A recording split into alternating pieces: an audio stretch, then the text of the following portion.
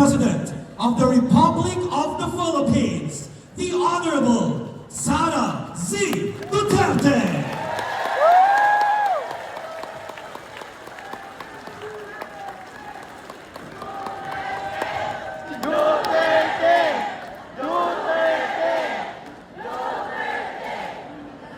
Thank you. Mami po kayo maupo.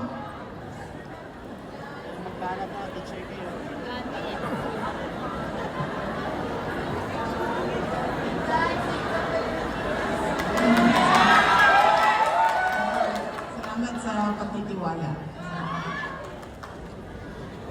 To my dear former colleagues in the Department of Education,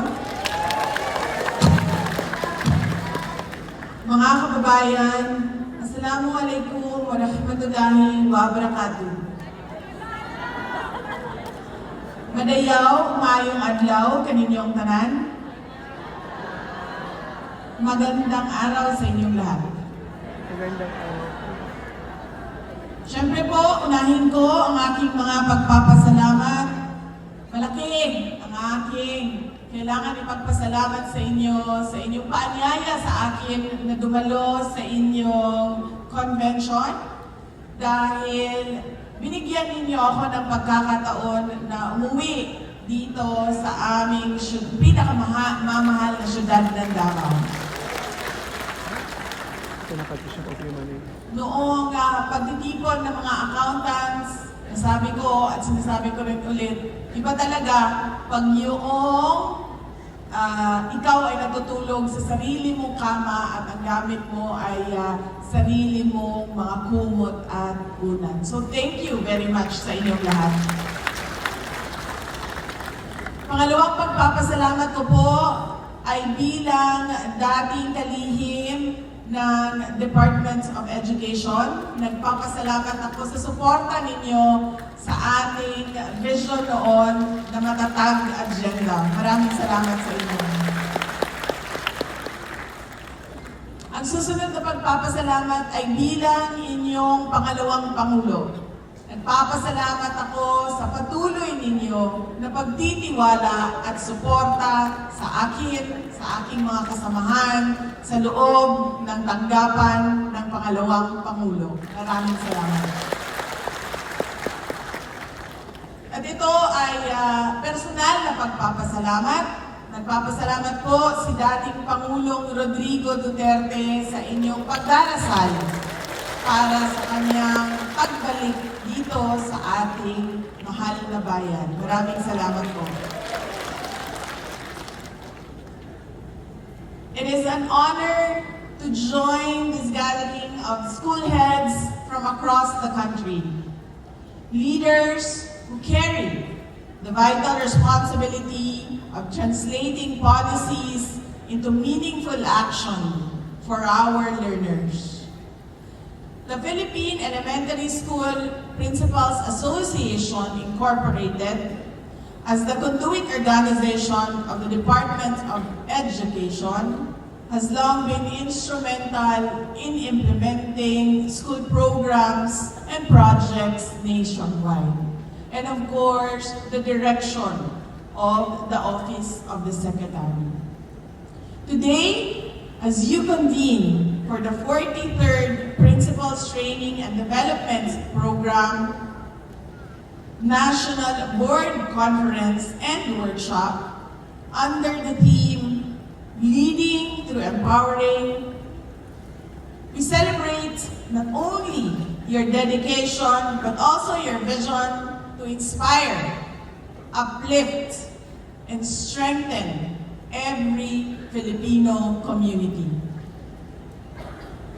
Thank you for choosing to stay and to serve our country, despite the complex challenges you face, including professional, financial, and personal problems. Napakarami ang nangangarap na mangibang bayan, pero kayo, pinili ninyo na tulungan ang ating mga kabataan. Malaki ang utang na loob namin sa inyong lahat. Managing schools and preparing the next generation is one of the greatest acts of patriotism. Huwag ninyong kalimutan, sa hirap ng trabaho ninyo, ay ito yung legacy ninyo at ito yung contribution ninyo sa bayan natin. Many assume that being a principal is just about reports and assigning tasks.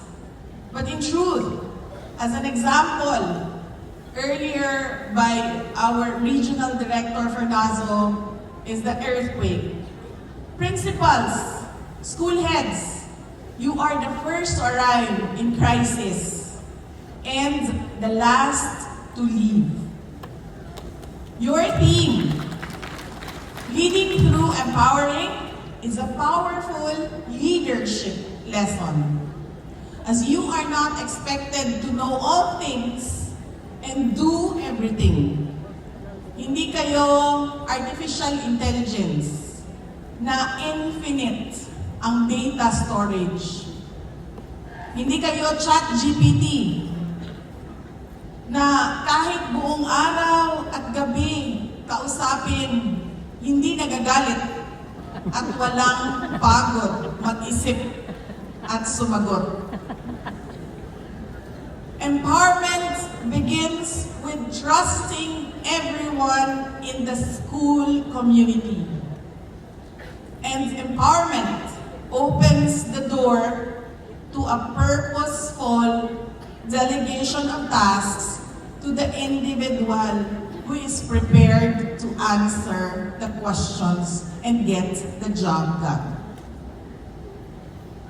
Sabi ko, purposeful delegation. Dahil maraming leaders ang matuto, marunong mag-delegate.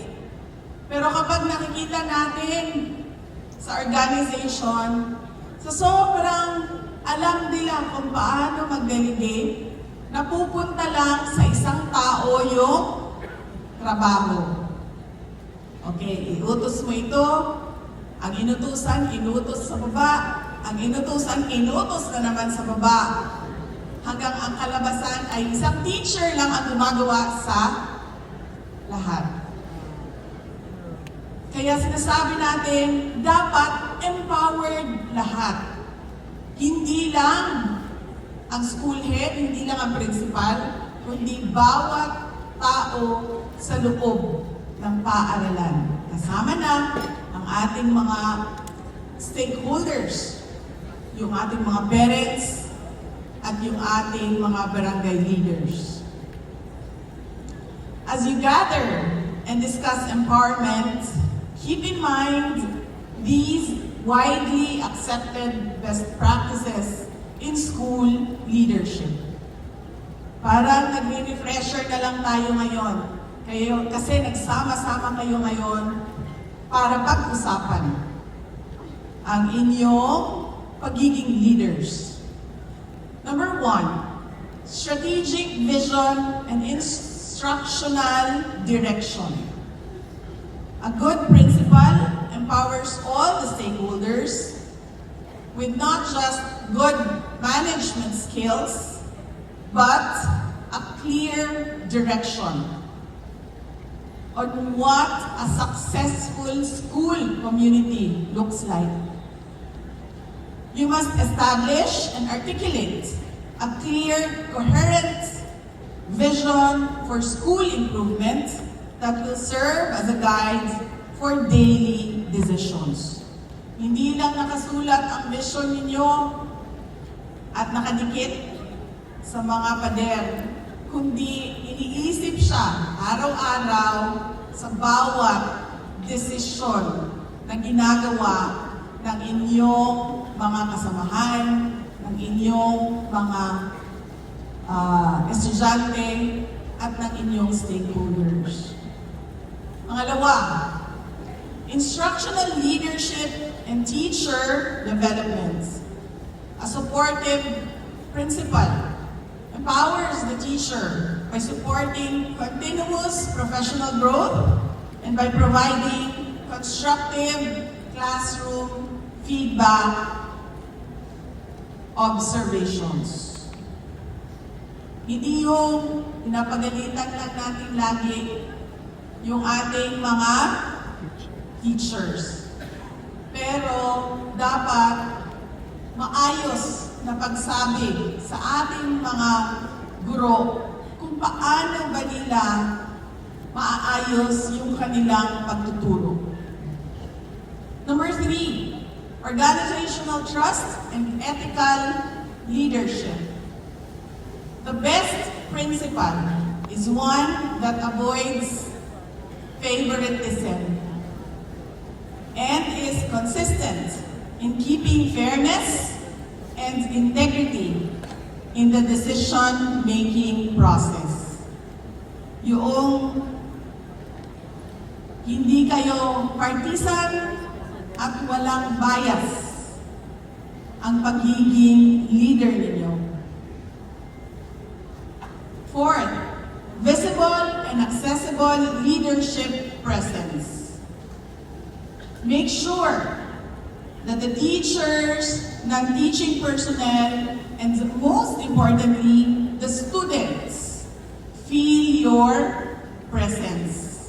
Hindi yung halos araw-araw wala si ma'am, si sir kasi nag-a-attend ng meeting. Laging nasa meeting, laging wala, nasa seminar, nasa forum, nasa conference, nasa meeting. Kailangan nararamdaman ng mga guro ninyo, ng inyong mga mag-aaral, na nandyan kayo para sa kanila at handa kayo makinig sa kanila. Number 5 is data-informed decision-making. Utilize research and data for planning, intervention, and monitoring. Number 6 is effective communication and stakeholder engagement. At all costs, avoid confusion and miscommunication. That is why you have to explain, and explain again. Number 7, distributed leadership and capacity building. Ito na yon. Make everyone a leader and a decision maker to be able to delegate, purposefully delegate, and get the job done. Number 8, let us not forget the most important part of our service. Student-centered leadership approach. Academic accomplishments are of course important, but equally important is student character development. Aanhin ba natin ang matalino at magaling kung pangit naman ang ugali?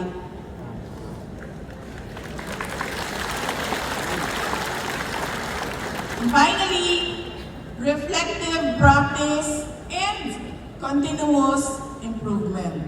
Of course, trainings, conferences, forums are important. Madali na ito.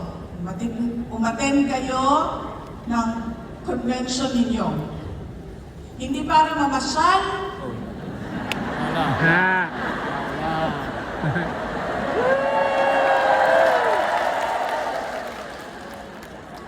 Ang daming dumating, pero pagdating sa sessions, sa breakout sessions, wala nang laman ang kwarto. Nasaan na ang mga tao?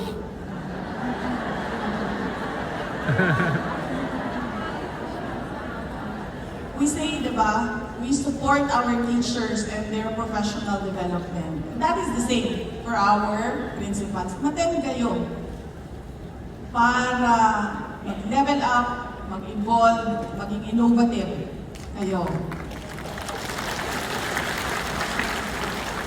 Hindi para mamasyal at magchismisan. Magchismisan kung sino na ang namatay. Sino ang naghiwalay? Sino ang may kabit? Nasaan na ito si ano? Kundi para matuto. Kasi after all, ang kagalingan natin ay kagalingan ng ating mga guro at ng ating mga mag-aaral.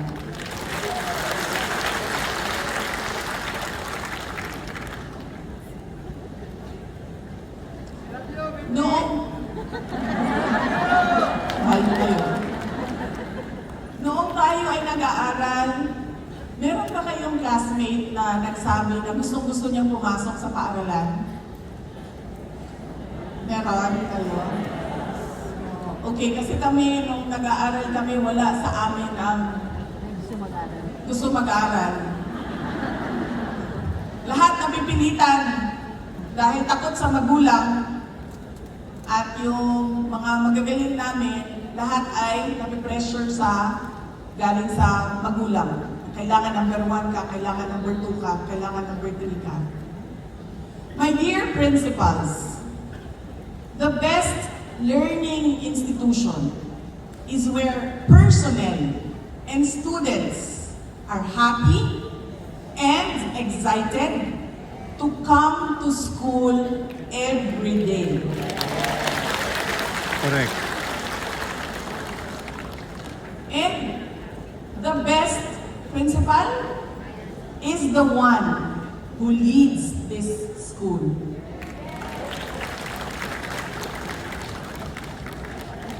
Mga kababayan, ang lahat ng ginagawa natin ay para sa Diyos, sa bayan, at sa bawat pamilyang Pilipino. Syukran. Thank you very much, Vice President of the Republic of the Philippines, the Honorable Sara Z. Duterte.